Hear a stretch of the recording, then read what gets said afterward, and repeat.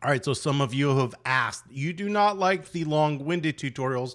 And remember, those tutorials are for students that are trying to learn the program. So today I'm going to start a new series of tutorials that are kind of quick and to the point. Now, when I do these, I'm going to have to group a couple of features together. What you need to understand is that if I put a 1 minute and 30-second video tutorial on YouTube, it will not show it to anybody because it wants videos to be at least 8 minutes long. So what I will do is timestamp and add a series of similar functions into one video, but they're going to be quick and to the point. So you can kind of find out what you want to know, learn it, bam, and you're done.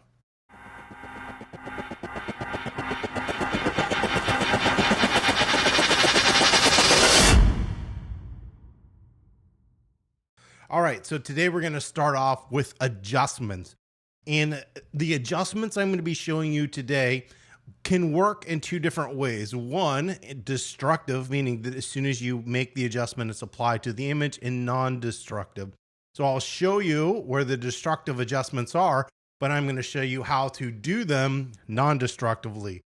What you're going to do is come on up here to image. All the adjustments are under image, adjustments, and then you're going to see them right here. They are grouped together. So these are going to be brightness, and these are going to be mostly to do with color. We're going to skip and not hit on most of these. Today we're going to work at brightness, levels, curves, and exposure.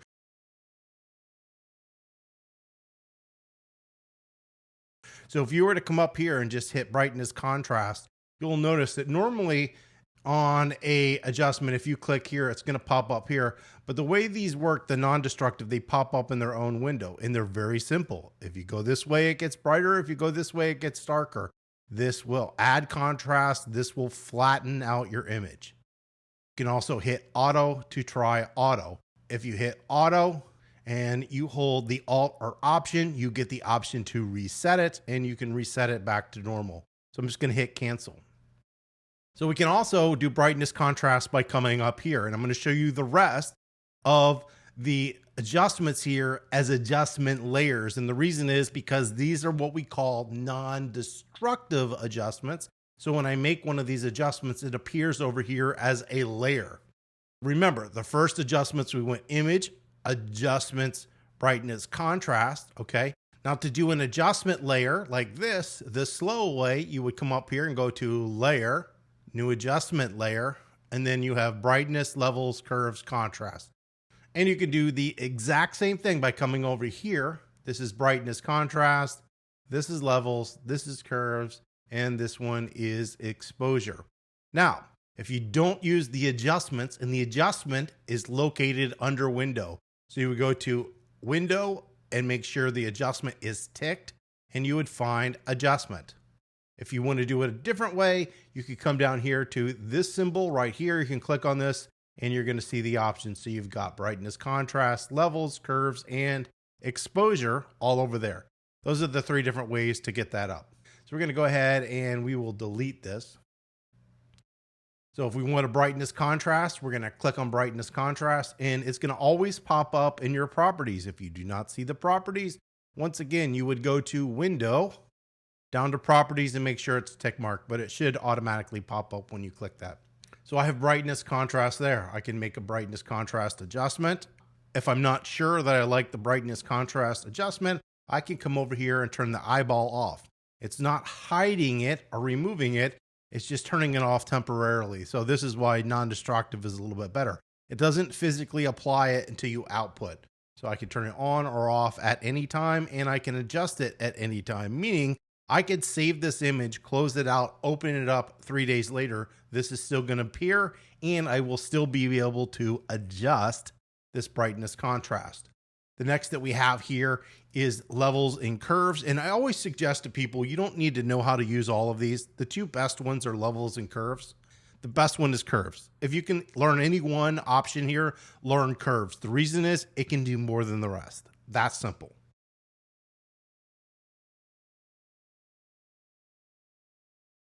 Right here, we have our histogram. This is our shadow area on this side. This is our highlight area. See the highlight, see the shadow. right? This is actually called gamma, but think of it as your midtones. So this is where all your midtones of your images are. So you see the big peak, it's probably because there's a lot of black, and the big peak here, it's because of all the bright whites. It just shows you where the data is. The way this works is you slide these little sliders. So if you want to increase your contrast, you go to the right. If you want to brighten your highlights, you go to the left. If you want to adjust your midtones, you come in here and you can slide this. So if you go to the left, it's opening up your midtones. Go to the right, it's darkening your midtones. Come down here, this will flatten out your image or lower your contrast. And this will gray or darken your shadow areas. You also have some color pickers up here. So we have the ability, in this case, to set black, set white, and set neutral or gray. And this would only work if you actually had something that's gray. In this case, because we have this kind of warm light, I can show you. It's basically a color balancing tool, and it's trying to color balance this image. So we can do black, which should be a neutral, but you'll see it doesn't do a perfect job, and it gets rid of that warm color because it's trying to make this a neutral color. In this case, we have this warm light, so this should sort of be warm. So we'll just Command Z and undo that. Black point is the same. You can click here, set a perfect black point if you wanted. So I can come here, click this. This is my blackest black. I'm going to click that. The problem is you never want 100% black in an image. That's too dark. It should really be around 97 or 98. So I never set black and I never set white. The reason you don't set white is because it will set a white with no detail. And you can see what it just did by trying to set that as a white. Maybe we could do it back here. Yeah, it just never works. Setting white is not a good idea. You're better off, as you will learn in further videos, to not set white, but adjust your image and then come over here and read this little K, which is your blacks. It will tell you how bright it is in an area. That's the way I do that. So what I'll do is I'll come down here. This is our reset arrow. I'm going to click on this and that will reset it back to where it is. This right here is for clipping. And what clipping means, it's only going to apply to the layer below. In this case, we only have one layer, so it doesn't really make a difference. Eventually, we will learn what clipping means in an image. Up here, we've got auto, so we can click auto. This will auto tone our image. And we have some custom presets. So if we want our midtones brighter, we could come in here and just say that. All that's do is just sliding this gamma slider here over to the left to brighten things up. That's levels. And one last thing here in levels, you can actually go into the red, green, and blue channels by clicking here and going to red. And what a lot of people use this for is color grading, because you can shift the color, or if you have your colors off a little bit, like let's say it's a little bit red and you wanted to just tweak that to make it look like this so it looks better. This allows you to go in and do that. So you can see if you go this way, it makes it more red. If you go this way, it makes it more cyan. If you go to green, you do the same thing. So green, magenta. And then if we go into blue, we've got blue and we've got yellow. Okay. So you can color correct as well. So we'll come in here. We'll just hit reset because we don't want all that.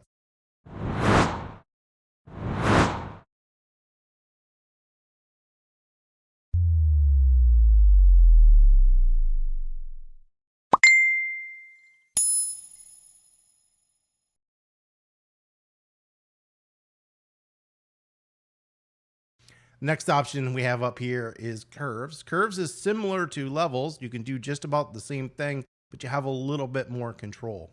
And you have a couple of different options. So right here, we've got our presets, just like we had before. Here, we've got RGB. We can go into the red, the green, and the blue channel and change colors. We've got an auto. We've got our curve. And our curve is this white line that we see that goes up at a 45-degree angle. This is the histogram, same as we had before. This is our highlight side. This is our shadow side. The way curves works is like this. So if we go to the left, it's brightening your highlights. If you go down, it's graying out or darkening your highlights. If you come over to this slider and you go up, it's flattening out your shadows. If you go this way, it's increasing the black point or contrast in your image. You can also use this slider to go this way and the slider to go just this way. If you come anywhere on this line, you can click and set a point, and then you can take that point and you can drag it up or down. So if you go up, it's making it brighter. If you go down, it's making it darker. If you want to remove the point, you can simply hit delete, or you can do this. It's a little bit difficult for me to show on a video, but what I'm going to do is grab this and I'm going to move real quick this way. And when I do that, I'm going to let go of the left click of my mouse. So I'm left click, hold, and then throw it away. So you can come in here and make curves. And this is something that you can't do in levels, is you can really refine these curves. So this curve would be opening up some highlights and midtones. And then when it gets back to the middle, it's back to normal. And then it's darkening the shadows in these areas. In this case, we don't want that. We would probably want something that's a little bit of the opposite. So we make these little subtle curves. Look, when you do this, you don't want crazy curves that look like this. If you do a crazy curve like that, you can see how bad it looks. It does not look good. We can come over here. We've got that reset symbol. We're going to reset that. Got clipping right here. And if you want to delete something, you can delete it. Now, what this has that the others don't is what's called targeted adjustments. I don't use targeted adjustments, but I know a lot of people that like them. And that's this symbol that we see right here. You click on that, and then you go to an area that you want to adjust. In this case, we will go to the blacks. I'm going to left click. You'll notice that we get that same symbol. So if I go up, it brightens it up. And if I go dark, it darkens that. And what it's trying to do is pick everything in that area. It's adjusting this curve the exact same way that I was adjusting the curve, but it's doing it by a target. And then let's say I wanted to come in here and darken this area. I can click here, take this down, taking the highlights and darkening those. So now we have this nice subtle S curve, and we've used that by using the targeted adjustments.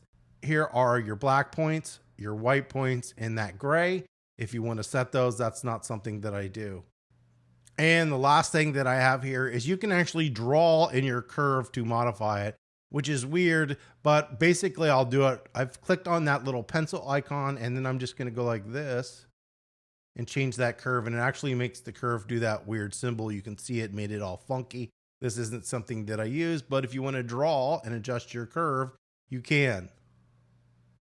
If you want to smooth the curve values, you can click on this, and then we'll smooth those curve values out.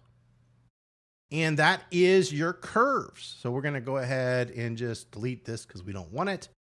And the last thing that we have up here in our adjustments panel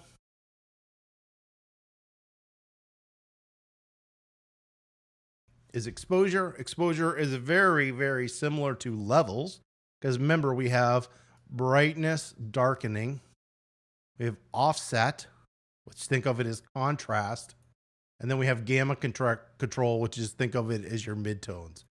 This isn't something I ever use. Why? Well, because you can do just about everything in levels and curves. So there's really no reason for me to use brightness, contrast, or exposure. I tend to use curves 99% of the time. If you liked levels, you're not really going to be hindered that much by it. Go ahead, learn levels, and you're going to be fine. Curves gives you the most, gives you those targeted adjustments and more things that you can do. Well, this is the end of the quick video tutorial number 1. If you found this video helpful, please give us a thumbs up. If you have any comments or questions, you can always leave them below. And don't forget to subscribe.